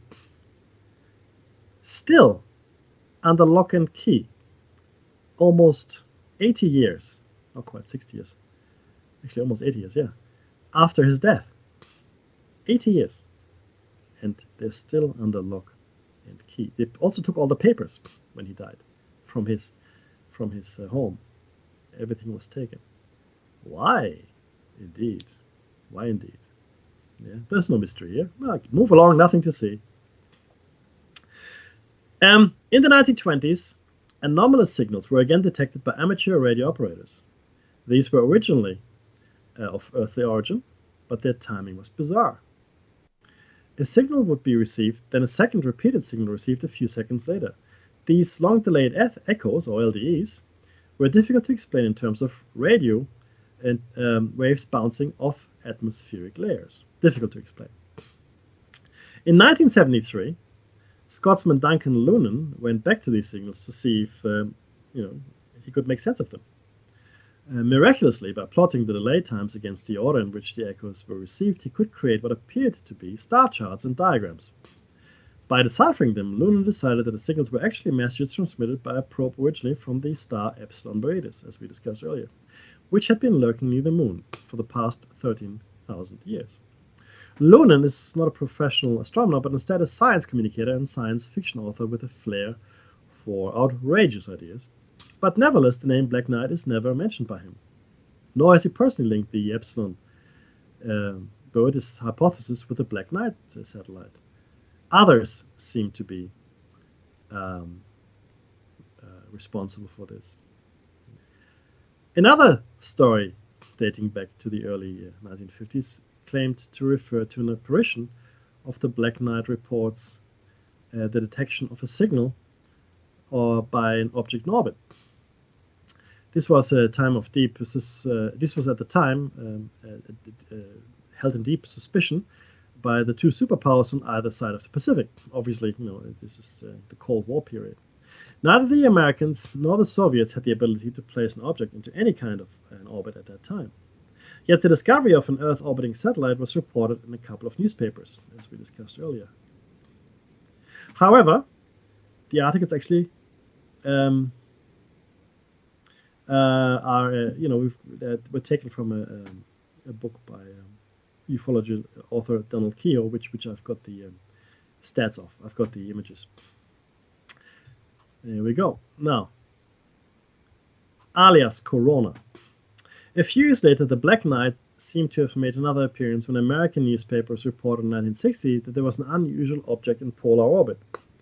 By then, both superpowers had satellites in equatorial orbit, but polar orbit meant that the satellite could see every part of the Earth, yet neither country admitted owning it.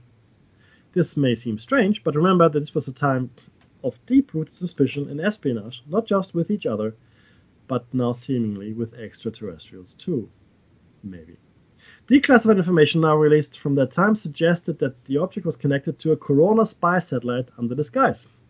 At the time, the US Discoverer research satellite program was actually a cover for the Corona project intended to photograph sites in the USSR. The world was bracing itself for nuclear destruction, coming close to nuclear war in the Cuban Missile Crisis just 2 years later. Had this information been released at the time, perhaps the Cold War would have indeed heated up. We never know. The mystery object reported was almost certainly an unexpectedly large piece of debris from Discoverer 8, released when it jettisoned its film recovery capsule, known as a bucket, into the atmosphere. Discoverer 8's bucket was lost as the satellite's eccentric orbit made it impossible to recover. The satellite itself burned up on re-entry in March 1960. Presumably, the debris fell into the atmosphere too around this time. For any story or conspiracy to have credibility, it always helps to get someone high profile on board. In the case of the Black Knight, Project Mercury astronaut Gordon Cooper, 1927 and 2004 year past, is a prime example. Cooper announced seeing many UFOs throughout his career. So when it was claimed that he saw green lights belonging to the Black Knight on his pioneering Mercury mission into orbit, with the ground control radar also allegedly picking up something inexplicable, it is often believed to be true. However, Cooper produced transcripts saying that on the Mercury flight he never saw anything. When you have admitted seeing UFOs once, perhaps other details of when and where often become less significant. Again, I would like to know the actual truth of this. Why wasn't he allowed to talk to NBC, and why did they say that he had hallucinated? Please, I would love to know. The STS-88 encounter. The most recent and most cited evidence for a mystery satellite from beyond dates from 1998. The crew of Space Shuttle Orbiter Endeavour photographed an unusual object in low Earth orbit, not a polar orbit though. These images are often labeled as the most definitive proof of this satellite. However, on more careful analysis, this strange structure seems more like a piece of space debris. In actual fact, this black object is probably a thermal blanket, to be precise, a trunnion pin thermal cover that had become dislodged during an EVA. Mission STS-88 was the first American mission to begin construction of the International Space Station. The Russians had already placed the Zarya module in orbit, so this mission was to connect Zarya to the American Unity model. The crew achieved all objectives of the mission, including installing handrails and testing a safety device to prevent astronauts drifting into space should they become detached. However, there were a few hitches along the way. Initial alignment of the modules did not quite work, so as the shuttle's robotic arm loosened its grip to try again, several items floated away, including the thermal blanket covering, which is the mysterious-looking image captured in the photo. Allegedly. According to the respected space historian James Oberg, in his superb history of the incident STS-88 and the Black Knight, the lost blanket burned up and fell out of orbit about a week after it was lost. None of this information supports claims of the Black Knight, the dark satellite. However, there really was a Black Knight rocket. It was a British rocket used to test the design of a re-entry vehicle for the Blue Streak missile between 1958 and 1965. And this one is not quite as mysterious. Though also claims of an ancient 13,000-year-old satellite originally from a star in the constellation of Boetis has reportedly been spotted and followed by NASA astronauts as it travels in polar orbit. In reality, this seems not to be the case, according to this person. Black Knight is a jumble of completely unrelated stories. Reports of unusual science observations, authors promoting fringe ideas, classified spy satellites, and people over-interpreting photos. These ingredients have been chopped up, stirred together, and stewed on the internet to one rambling and inconsistent dollop of myth. The universe is a big place, and astronomers are trying to find signals of other life. Some have even searched for alien probes near Earth. However, the Black Knight is not the answer, and has never been, according to this author. Again, we need to look at all the evidence here. Again, I need to understand why the silence of the facility. Why did they not say any more? And why say so? The Grumman Aircraft Corporation. They didn't. They looked at it, but they were silent. And then why did they say that Gordon Cooper had hallucinated when in fact there was no at all? There was just no transcription or transcript of his. So it's either it didn't happen, all right, so there's no transcript, or he hallucinated. Which one is it? I'd like to know, right? I mean, so either it never ever happened, that's why there's no transcript, and that's why there's no tracking evidence, or it did happen and he hallucinated it, but there can't be any tracking evidence. Or it did happen and there is tracking evidence, but both were suppressed. So those are the possibilities here. And I don't know what the answer is. I have no preference to what the answer is either. So I'm quite neutral on this. I just want to understand what the truth is. Right? And I'm sure you're the same. Now, there's more here, and I'm going to share those with you as well, which are very interesting.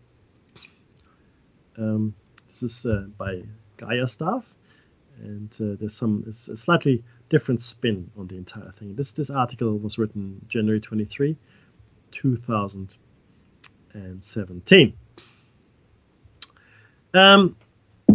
There's things we've already covered around Tesla, and also things around the modern history of the Black Knight we've spoken about at length. Right, and then it goes on. Here we go. In 1963, astronaut Gordon Cooper was orbiting the Earth when he said he saw a glowing green light ahead of his space capsule. At the same time, a tracking station in Australia, over which the spacecraft was orbiting at the time, reported seeing the object on radar. The Evening News reported on Cooper's sighting, NBC as we learned, and for the first time, the object was referred to as the Black Knight. The name stuck, but Cooper's report did not. NASA soon debunked Cooper's UFO sighting, claiming there had been a malfunction in the space capsule which caused gases to emit which appeared glowing, or what appeared glowing light, the gases. The result, said NASA, was that Cooper had a hallucination and did not see a UFO. Cooper later confirmed that he had definitely seen a UFO on his 1963 space orbit, and that NASA had prohibited him from discussing it. Until his death in 2004, Cooper claimed that he did not have a hallucination in the spacecraft, but saw a UFO. He was very vocal during his lifetime about his belief in the existence of extraterrestrial life, and his frustration that the US government continued to cover up evidence of alien contacts. Now, what do you make of that? All right, I don't know. There's no clarity here, in my opinion. And let's see. And we can no longer talk to him because he passed, right? So that is a shame. That is a shame. In 1998, as we discussed earlier, astronauts on the Space Shuttle Endeavour, on their way to the International Space Station, took photographs of the object, they say. NASA again disagreed with the astronauts and claimed what they saw and photographed was not a UFO, but instead just space debris, most likely a thermal blanket. So we've got two instances where NASA has disagreed with the astronauts, and we've not much choice but toe the official line, I guess, if you want to keep your job. And then we also have the Grumman Corporation not saying anything about what they found. Do we trust NASA? I want to say no. Probably not. Not so much. No. There's too much other evidence. I'm talking about the photographs now of space missions and so forth, and the suppressed astronauts when they do want to talk about these things. Cooper being one of them. You could argue, NASA should probably say, the exposure to the gas caused permanent brain damage in Cooper, which led him to continue his claim that he had seen UFOs. Okay, sure. I mean, that's what I would say if I was NASA. Now, Black Knight communications with human beings. This is something we haven't discussed before. This is new. And I wasn't aware of this at all, so when I came across this, I thought, this is interesting. So I'm quoting here. Influential people and highly respected authors, movie producers and directors, and members of secret societies have claimed to receive communications from alien beings, including signals from the Black Knight. We're firmly in tinfoil hat territory, in case you're wondering. Gene Roddenberry, the creator of the Star Trek television series and movies and franchise and the whole universe, is a whole household name. I mean, you all know them. If you're listening to the show and you don't, I would be astonished. In 1973 to 1974, he was reportedly associated with a secret society called the Council of Nine. I'm going to follow that up because I didn't know this.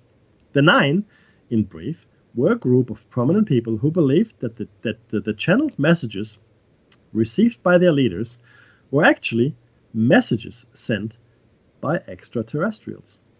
Roddenberry allegedly based his Star Trek episodes on what he learned from the Nine, including the giveaway title he chose for a post-Star Trek series called Deep Space Nine. Many believed the source of the channeled messages was the Black Knight. Again, I don't know who many are. It's an interesting statement. Author Philip K. Dick claimed to have communications with alien beings. Now, if you don't know who he is, Total Recall, which was based on Do Droids Dream of Electric Sheep. He wrote a Minority Report, or the story that became the movie. He was very influential. He wrote Scanner Darkly. You might have seen that movie with Keanu Reeves. He wrote a lot. If you like, recently it was a TV show, The Man in the High Castle, also based on one of Philip K. Dick's books. One of my favorite authors. He's by far one of my favorite authors. And the way he described his first encounter, we're going back to the text here, with the being in February 1974 is consistent with some of the captured coded messages from the Black Knight. Dick's Valis trilogy, Valis, V-A-L-I-S, was, according to those who knew him or researched him, really a fictionalized autobiography and not science fiction. It pulled from his communications with an alien entity, which were likely from the Black Knight. Now, this is again a stretch. Maybe not. Two separate people in different parts of the country, US this is, who were each photographing the blue moon on July 31st, 2015, almost exactly 2 years ago, captured what they believe is the Black Knight. The object was once again passing by the ISS. Is the Black Knight an ancient vessel? It says here alien. Let's forget alien. Is the Black Knight an ancient vessel? Why does it have to be alien? Could it be a satellite from somewhere in deep space that is trying to communicate with humans on Earth? Or is it simply a piece of space debris left behind by a spacecraft made by us? Like a thermal blanket. You decide. I don't have enough time to do the other articles justice, so we'll leave that for next time. One is a debunking article, which is very good, right? So very well researched as well, by Brian Dunning. I'm going to share with you. Very, in my opinion, very good. And then another article which was written in March 21st, 2016, 17 around whether or not the Black Knight satellite was destroyed. But up to this point, you've pretty much got the gist around the Black Knight. A couple of unanswered questions, a couple of areas that don't make sense if, in fact, there was nothing else going on, right? If there was nothing. I mean, why didn't Grumman come forth and say, we've looked at it, it really isn't anything? Right? I mean, even if there was something, why didn't they just say that? I mean, it would have made sense, even if they had found something, to say that, but instead, nothing. Nothing is being said, which is more suspicious than if they had, outright denied it. It doesn't make sense to me why nothing would be said. And NASA, again, trying to suppress astronauts' testimony or blaming hallucinations and escaping gas and all kinds of things. Okay, sure. I mean, I've looked at some of the NASA photographs, not just from the moon, but Mars and other space photographs, and you got to ask yourself, well, clearly something has been removed from this picture. I mean, you have to be a moron not to see that. You can see it, that something has been smudged out, right? And when the crosshairs, which are on the lens of the Hasselblad camera, appear behind an astronaut, there is no good explanation, is there? How would you how do you explain that away? I mean, come on, guys, seriously. Okay, I would love to get a definitive answer from NASA around a whole bunch of things. Most importantly, why did we never go back to the moon? Why? It's been almost 40 or 45 years, almost, since we were last on the moon. I think 45 years. Yeah, I think that's right. That's a long time. And we have not really left, and Neil deGrasse Tyson said this last night, we haven't really gone into space since then. We've been in low Earth orbit. Yeah, we haven't gone into space. The Chinese had a moon mission. Yes, that's absolutely right. I mean, not landing on it, but certainly mapping it. But nothing manned. So when I say we haven't been into space, I'm talking about people going into space. So we have gone to Mars, of course. We've sent our spacecraft to Mars. We've even had spacecraft leaving our solar system, which is awesome, really. But manned missions, or these days, peopled, we're going to be gender correct, peopled missions haven't been undertaken into space. We have not entered space for over 40 years. Why? Why haven't we done that? I mean, it would have made sense, even just have a presence on Mars when it comes to mining for mining purposes, or a springboard into deep space, because the gravity is so much less down Mars, right? It'd be so much cheaper to launch even a mission that is destined for the solar system from Mars than it would be from Earth. It'd be so much cheaper to launch it from the moon, so much cheaper. Right? Because it doesn't have to escape this massive gravity belt. There's no atmosphere either, no friction, right? Just whoosh, off you go. Right? To launch anything from the Earth into space and to achieve escape velocity takes a lot of energy. Right? It's not an easy thing to do. Never mind the mathematics of stabilized atmospheric exit. This is really advanced stuff. When NASA first came around, I mean, they had to invent all this math. Yeah, it didn't exist. We couldn't do it. There's a lot of smart people did a lot of smart work, but we just haven't done anything with that. And now it seems that the space program is in the hands of the private sector, or the most advanced space program. We had Red Bull, an energy drink. had a man in space, and he the parachute from low Earth orbit into the atmosphere. That's pretty cool stuff, right? But it was an energy drink that did it, not the U.S. government, not the Russian government, right? Makes you think, doesn't it? Makes me think. Why haven't we gone back into space? Others, of course, will say, well, Mackie, there's a secret space program. And that's probably true as well. I don't know this for a fact, but it makes sense. And some people that we've had on the show, Laura Eisenhower spoke about that as well. Others, that we have people on Mars, So maybe the official drive isn't there because we've done it. Albeit, under the cover of darkness, clandestinely, it's a secret mission. It's hidden from view from everybody else. And then you have to ask yourself, well, why is it hidden from everybody else? Why can we not know what's going on? What is happening out there? Is there something threatening us? Is there something out there that, I don't know, that most of us couldn't handle? Maybe.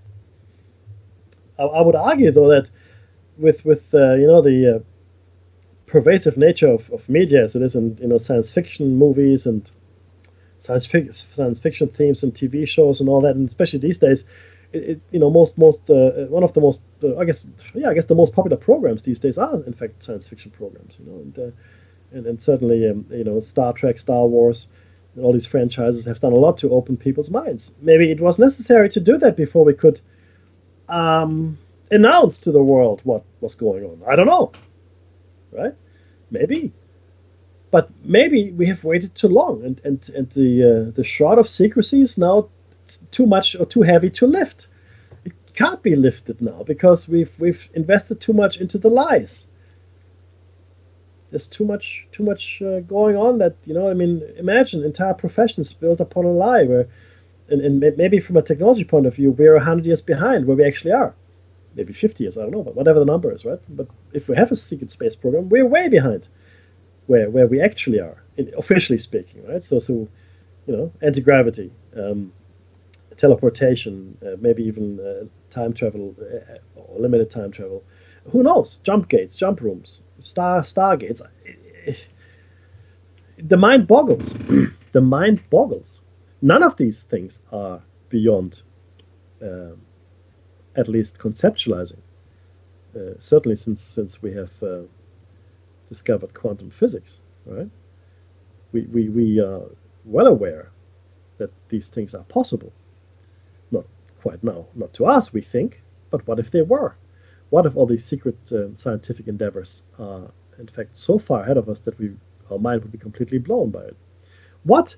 And this is the question: where do all these trillions of dollars go that go to black projects? It's only so much you can spend, building a resistance army in Afghanistan. It's not going to cost you trillions of dollars to do that. It's not going to cost you trillions of dollars to defeat the Viet Cong in Vietnam. It just doesn't. And these expenditures are ongoing, right?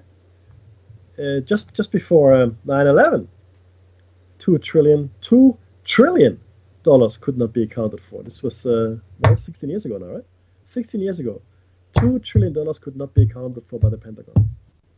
It's just a bookkeeping error. But I tell you what, if we are getting people for tax evasion, right, and giving them severe sentences, life sentences, whatever. What do you give someone that loses $2 trillion? What happens to that person? Oh, sorry, boss. My ledger doesn't add up. It's $2 trillion missing. Bob, that's okay. Never mind. These things happen. Really? No, I don't think so. So you have to ask yourself where all this money goes. And this is not just the United States. I mean, the United States have a huge budget. Of course they do. But other countries have budgets that are very large as well. Oh, look. Okay, guys, this is it. Show number 281. Thank you very much for listening. I hope you enjoyed it. Next week, again, with Dave and Mackie at the same time. And we're going to be talking a little bit more about the Black Knight and probably a new topic as well. So donate if you can. And thank you very much for being here. See ya.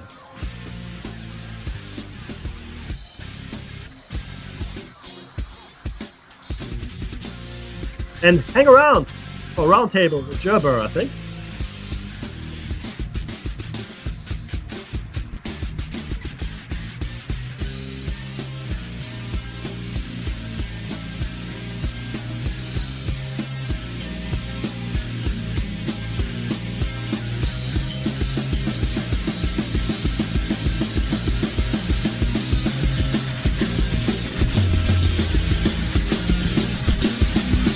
Thank you for listening. listening to Revolution Radio.